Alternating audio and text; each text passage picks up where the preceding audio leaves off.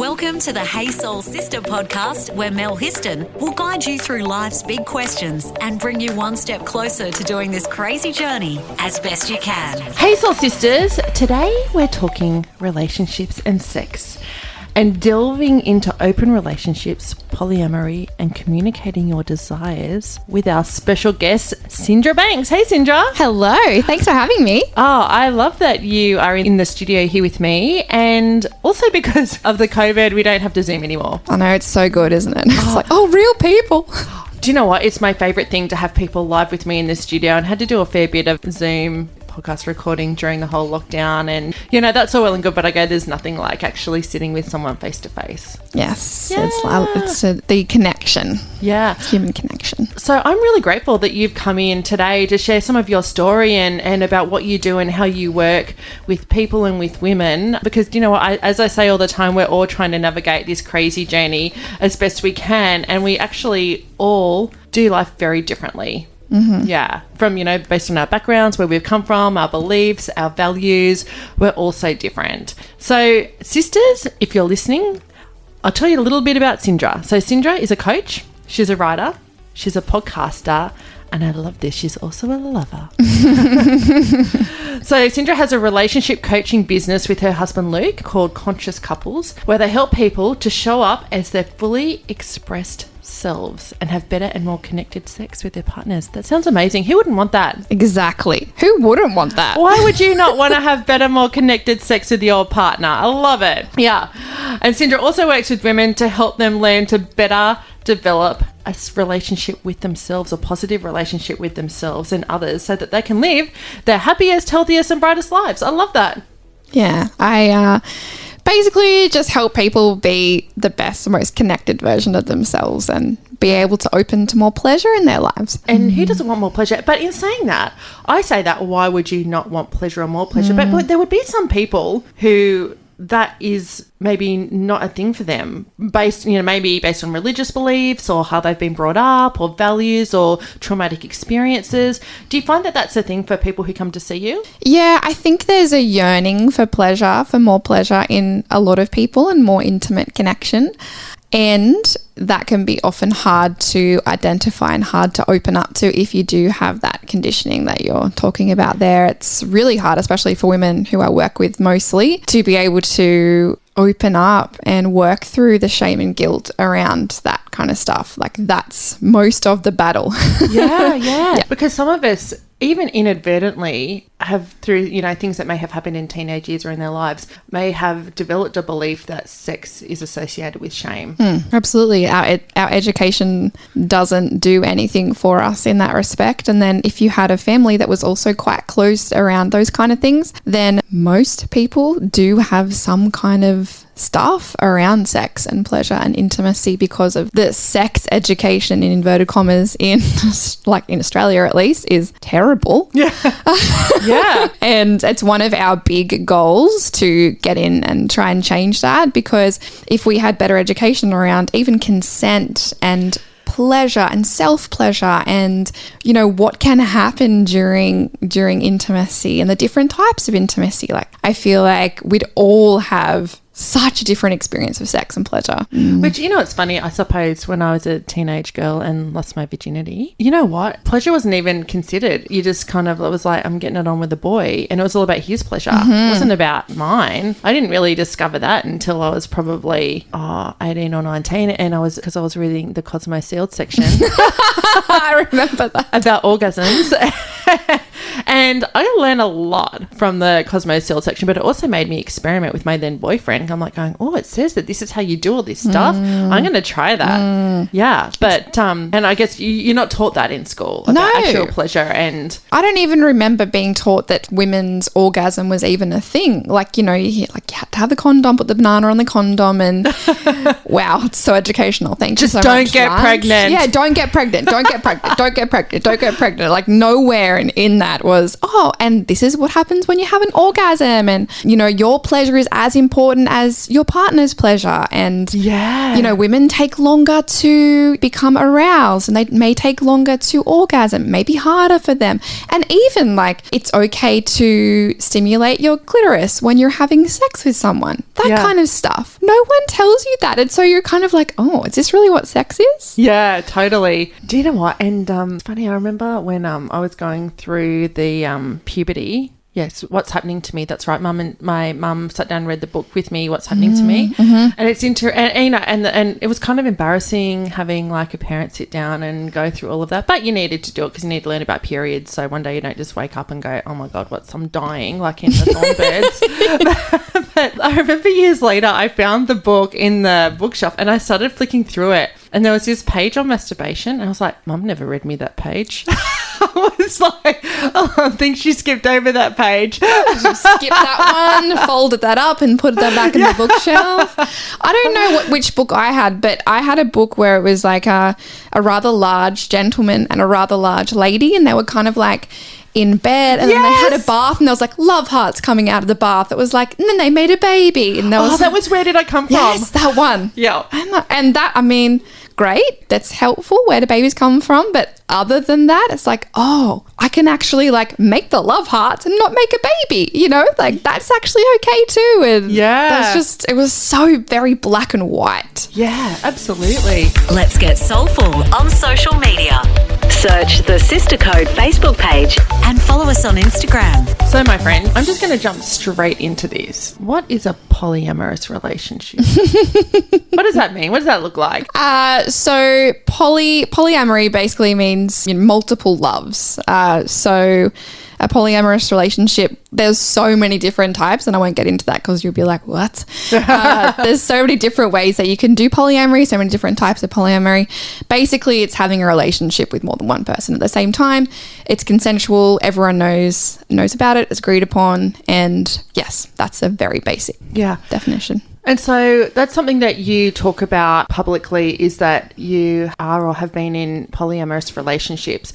So when did you first start exploring that? I think this is great to talk about it because there'll be other people out there who may be curious, or they may be interested in having a polyamorous relationship themselves. Yeah. So like, how did you first delve into that? Yes, it's really important to talk about. Even if you aren't interested, I think it's great knowing there's another way to do relating. So my husband Luke and I started our relationship as an open relationship. We weren't poly at that point. However, we had a desire to connect with other people, and I'm queer, so I had previously been married to a woman, and so I didn't want to kind of close down that side of my sexuality. Yeah. So an open relationship was kind of the way to navigate that. This is my first open relationship, and it was also the same for Luke. So we started it right off the bat after a couple of weeks of seeing each other. And we were really enjoying that, you know, being able to play with other people, and then also having us as that kind of foundational relationship. And then this year I started dating a woman earlier in the year. And at the very start, it was funny because we had, you know, a chat about poly, and Luke's like, oh, nah, not for me. And I was like, yeah, it's not for me right now. However, I'm not saying it's never going to be a thing for me, because I feel like I can love more than one person. Yeah. However, I was always like, I don't have time. And then, you know, you find time for things. You always find time for the things you put first, my dad used to say. Exactly. You can always find time. So yeah, earlier in this year, I started dating my girlfriend Lou, and then around August, I had a conversation with Luke after he asked me, like, so is this going to be a polyamorous relationship? What's happening? And then, so had the conversation with him and had the conversation with Lou, and kind of made it official. And he laughs, and he'll laugh when he listens to this, because I was reading all these polyamory books. Yeah. Like getting myself educated around polyamory before I kind of came out as poly. So I really wanted to do it right, and I wanted to make sure that everyone was okay and on board, and we all understood how things worked. So and that's interesting that you say that, that everything was okay on board. So is that like being like transparent and honest and Yeah. I think just being open to the fact that this is the first time that I've done this, and this is the first time that Luke's done it, and the first time that Lou's done it. So knowing that we're all kind of beginners at this, and we might do things wrong, like we might stuff things up, and kind of having boundaries in place and all of that as well. It's a lot. Like there's a lot to do. Because you would have to have some boundaries in place, I guess. So do Lou and Luke and you hang out, the three of you, or is it quite separate? We do hang out, the three of us, sometimes, which is really nice. And they get along really great, which I love. Sometimes they'll go for a run together or things like that. So yes, often like, you know, occasionally like we'll hang out, the three of us, and then, but mostly it's separate in that respect. Yeah. And so when you have boundaries, is that boundaries around spending time together or things that you would talk about or? Yeah, I think spending time together, and it's important to kind of have rituals with, you know, each partner, and that kind of is valued in their time. Boundaries around communication, you know, if I'm texting someone in like an intimate moment, you kind of have to communicate that or navigate around that. Yeah, boundaries around like navigating when you're spending time with a certain person, and also in that, my own boundaries of I still have to spend time on my own and honor that, because I'm a person that needs like quite a lot of time on their own. Yeah. So having to kind of balance all that can be challenging. Yeah. Are you an introvert or an extrovert? I would say I'm like the introverted extrovert. Like I can be full extra, and then I also need time to kind of like go back and just be on my own. So I get that. Well, and you know, especially if you do have, you know, that introverted element as well, then that's really important for you to have your own time for your own self-nurturing and absolutely. And it's so weird though now. I'm like, oh, time on my own. Like both of my partners are busy. Oh, this is amazing. But it's so important to cultivate that relationship with yourself. Yeah, the most important thing. Want to fill your soul with more? Go to thesistercode.com. Do they ever get jealous of each other? Yeah. Yeah. I think people think open relating, you just don't get jealous, and you do, and that's human nature, and it doesn't necessarily mean that it's bad. It's just your ego having a bit of a moment. And I think being able to navigate that jealousy is something that is really expansive. Learning to see jealousy is not this full negative thing. It's like, okay, why am I feeling like this? Yeah. And being able to hold space for them at certain times to move through that. And also myself, you know, with them and their other partners or people that they interact with as well, that comes up for me. So I think it's, everyone asks that, and it's just, I find it interesting because there's jealousy everywhere in all kinds of relationships. So, absolutely there is. And I think that's probably why people ask, because they'd be like, oh, I know I've been jealous of a friend or a colleague or whatever, you know, and you know, I suppose we get told, you know, jealousy and competitiveness is like the worst. Yeah. And it's like, no, it's amazing, because it's like a mirror. It shows you what's going on for you, and you know, you can kind of take a look at that and be like, is this real? Do I actually feel jealousy? And there's something specifically in polyamory called compersion, when you can be happy for your partners to have these other amazing experiences.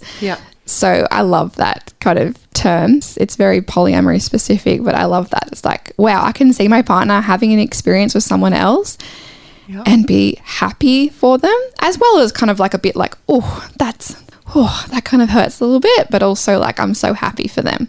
And I want them to be happy and have all the experiences as well. Do you know what's interesting? That I mean, there's always rumours and urban myths that go on about this around like swingers.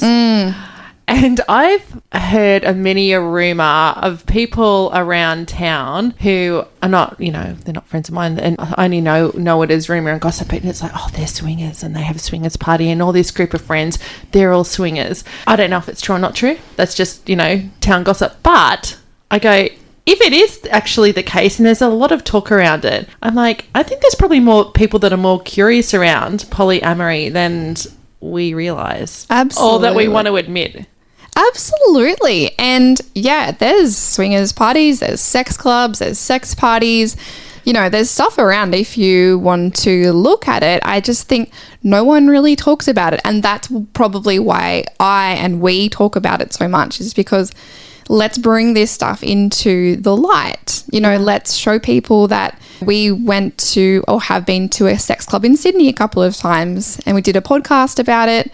And we released some posts about it, and people were like, oh, wow, thank you so much for sharing this, because now it gives me permission to own that part of myself. I'm really curious about it. I've got a few questions. Can I ask you? And I'm like, of course. Like, I'm happy to tell you whatever you want. And they can kind of experience that in the light rather than like in the dark, and make it like just like underground, hidden, and playing into that shame and guilt that we were speaking about earlier. Absolutely. Do we have sex clubs in Newcastle? Not to my knowledge. I've never heard of, in the rumour mill, I've never heard of one.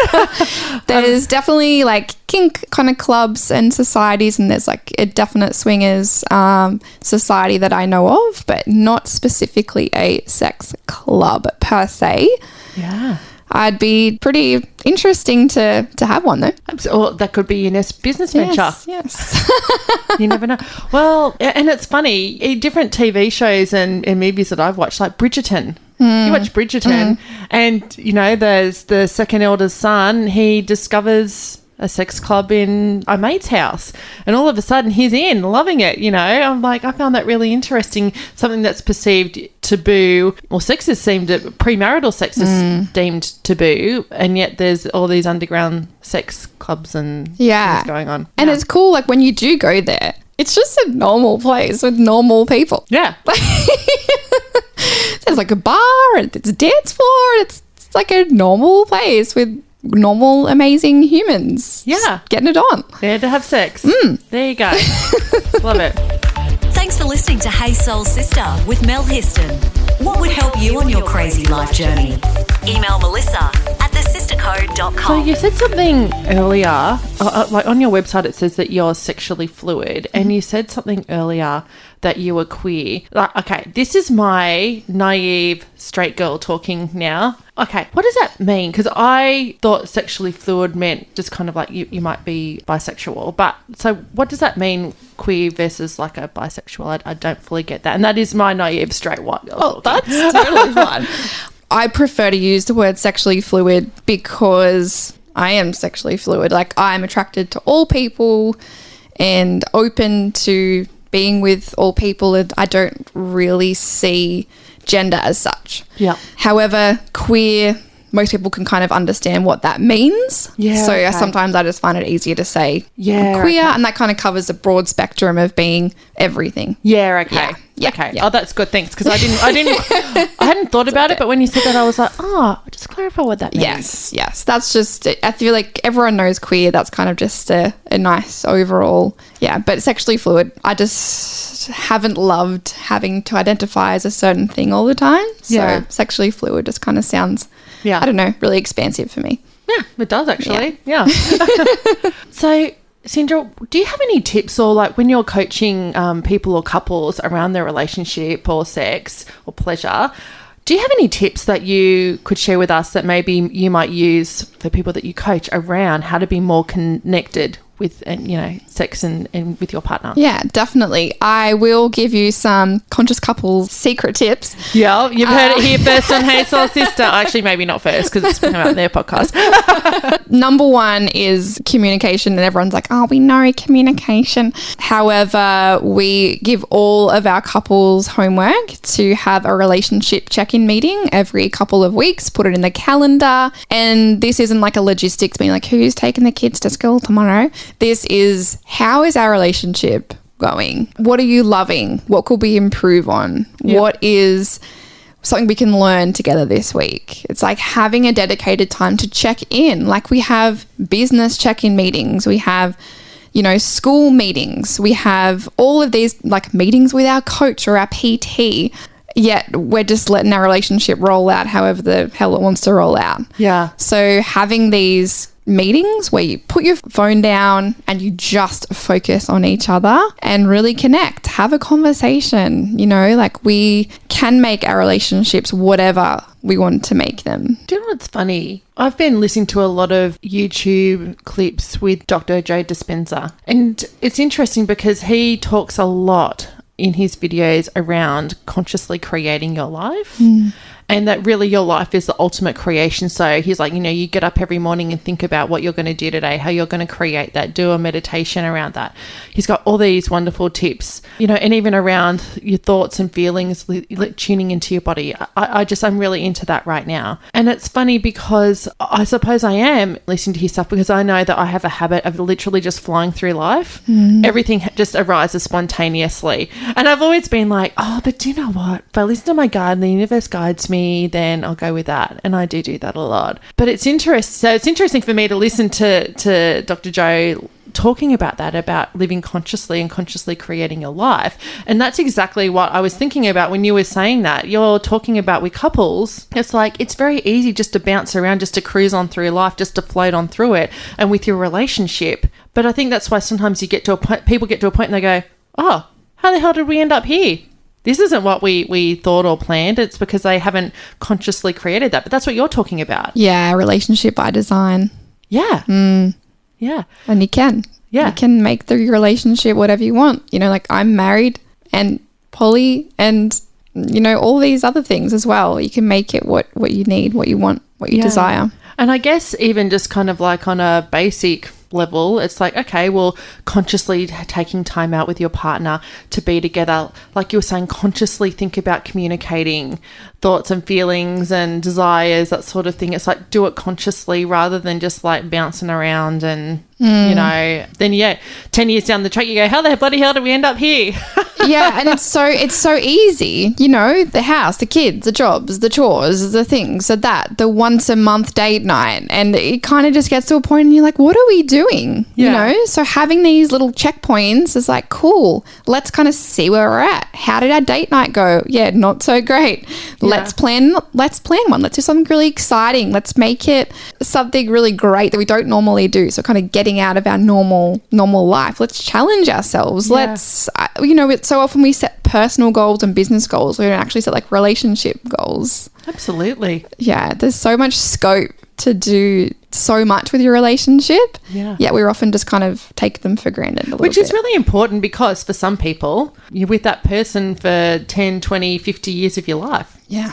It makes sense to actually consciously think about how you want that to be and that you kind of stay on course for that vision of what you guys want for yourself as a couple. Yeah, and practicing that honest, transparent communication as well, so that, you know, if conflict does arise, you have this communication where you can move through the conflict with honesty and transparency and compassion, because you're having all these check-ins where you are showing up consciously and honestly.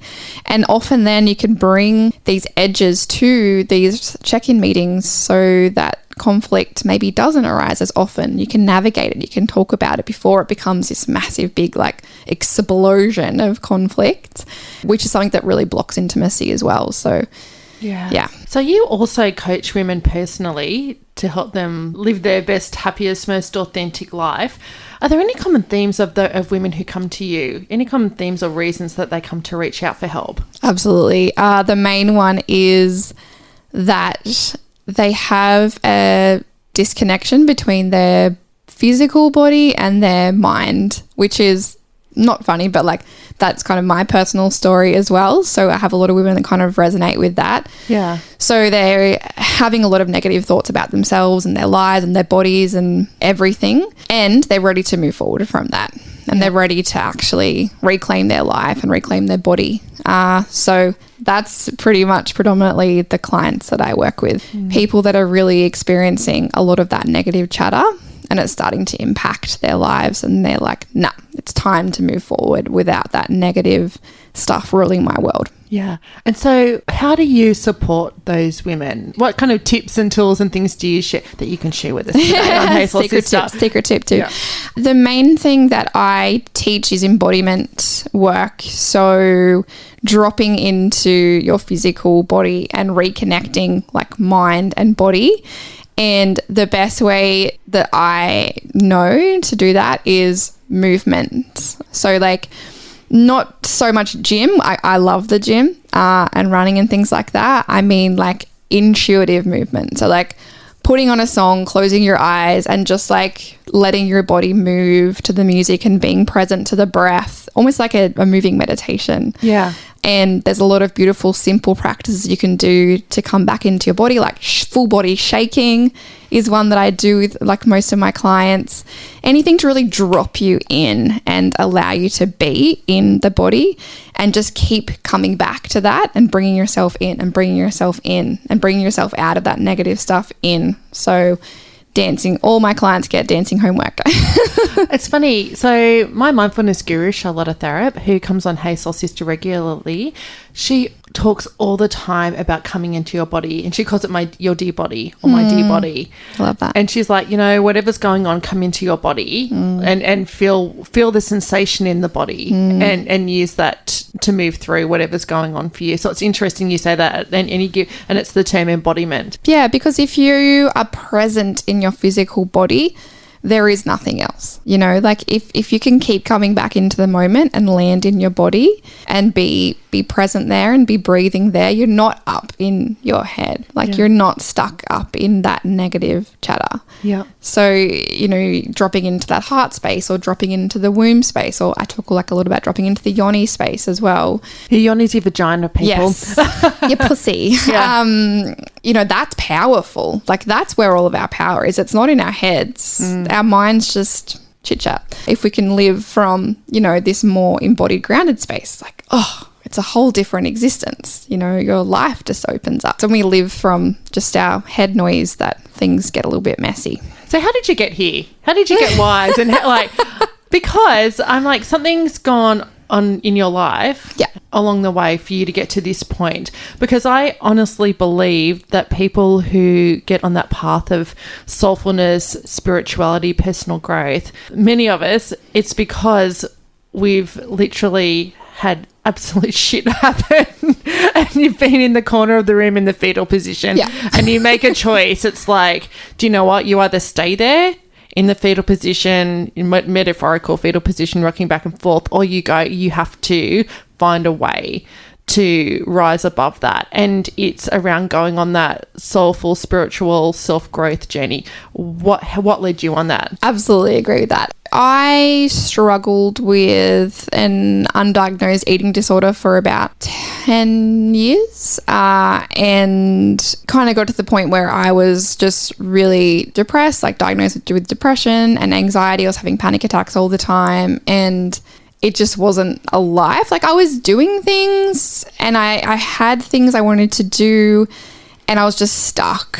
Yeah. Like 95% of my thoughts were negative. It was and I talk about this a lot, of being like cut off at the neck. I was so much in my head, I didn't even feel into my body at all. It was like I was numb.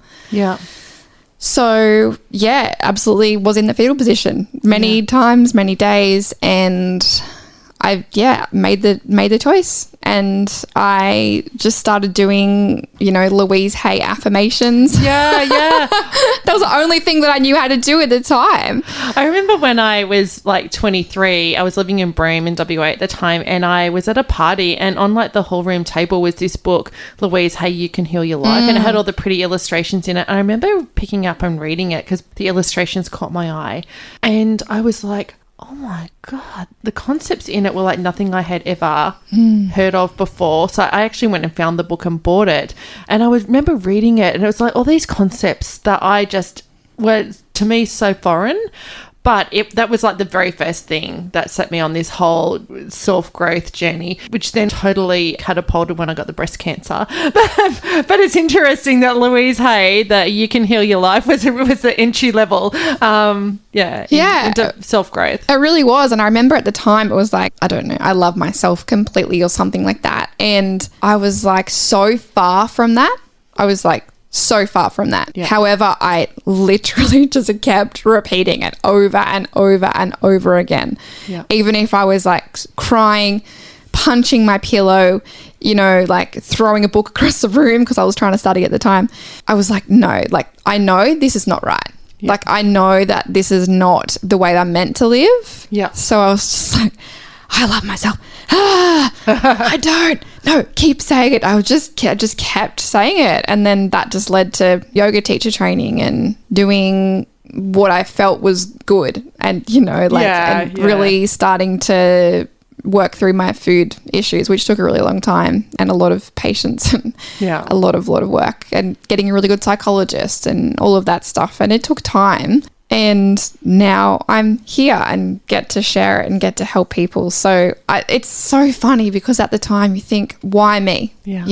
Why me? Why me? Why am I in this situation? How did I get into this situation? And now I'm so, and this sounds so cliche because everyone says this, but I'm so grateful for that. Yeah. That journey, because I teach people how to move out of that now. That is kind of my job. And I'm just beyond grateful that I get to give back in that way. And it wasn't wasted, I think, because, I don't know, I thought, oh God, I've wasted 10 years being an absolute mess. But it's never wasted. But it's just part of your journey. And Absolutely. Now look at the amazing things you're doing. Yeah, absolutely. Absolutely part of the journey. And which is great. That gives people hope as well, that even when you are in the moment, when you're in the metaphorical fetal position or you're in despair or what have you, you actually can get through that and you can go live an amazing life that you probably don't realise is there and you can have, but you totally can. Absolutely. And I think the best thing that I learnt from that experience is just do one thing. Yeah. And this is how I coach as well, really tread lightly on the nervous system, is just do one thing. This is your one thing. That's all you need to do. Just focus on that one thing. My one thing was the affirmations and the mantras. That was my one thing. And then it was yoga, and then it was meditation. And you kind of gently start to pile these things on top, but just do the one thing. Yeah.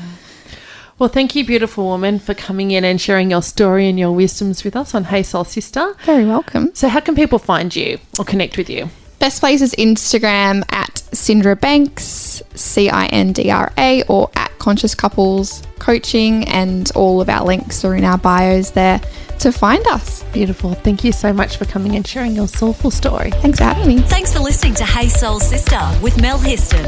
What would help you on your crazy life journey? Email Melissa at thesistercode.com.